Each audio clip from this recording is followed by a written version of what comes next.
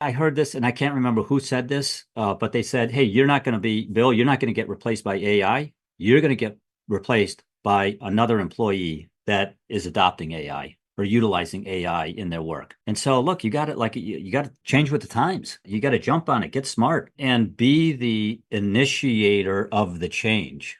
Go to your supervisor, go to your boss, go to the owner and say, hey, let's take a look at this. Let's pilot this. Let's figure out if I can get more placements per month doing it this way than that way. I had a conversation, by the way, I had a conversation with a prospect of ours and an engineer, right? Engineering staffing company, right? ABC, process orientated, and with father and son. And so the son comes in. He said, yeah, I hired a team of 3 recruiters.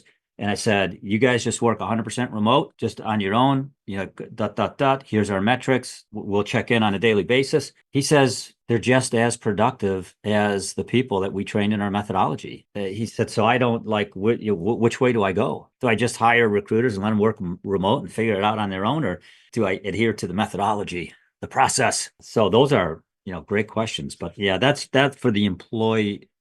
That's what I would encourage. I think that's great. I love the fact that bringing solutions to your employer. And there's this thing I heard on Instagram not too long ago that I've been presenting to my employees. It's a 1-3-1, which is one problem, 3 solutions, 1 recommendation. Nice. I like it. That really, I've been encouraging them to utilize that formula and really coming, because oftentimes they come with problems, but they don't come with solutions. They haven't fully thought it through. And I'm just encouraging them to think at a higher level, not to push it all back on their managers, to really be that resource that they can be counted on. Yeah. Yeah, and I would just say you can't do it on your own. I mean, these small little, I mean, form little small like innovation, whatever you want to call them, innovation groups or things like that. And then the other thing, I mean, feel free to put it in the notes there, but the article from Paul Brower, "The Power to See Ourselves," that it's a fantastic read. It's a HBR article. It was published years ago. Some of the language is a little bit dated, but it talks about being in charge of my own development. Tons of lessons in that piece there. If it's meant to be, it's up to me. I like it.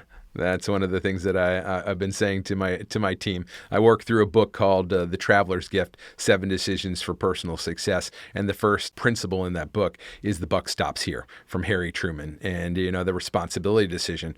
The reason I go through that book is I think if something's going wrong in a relationship, it's generally one of those 7 principles hasn't been applied, and so it gives us a common knowledge within our organization to be able to solve problems and to figure out why things are going wrong. But that's one of my sayings.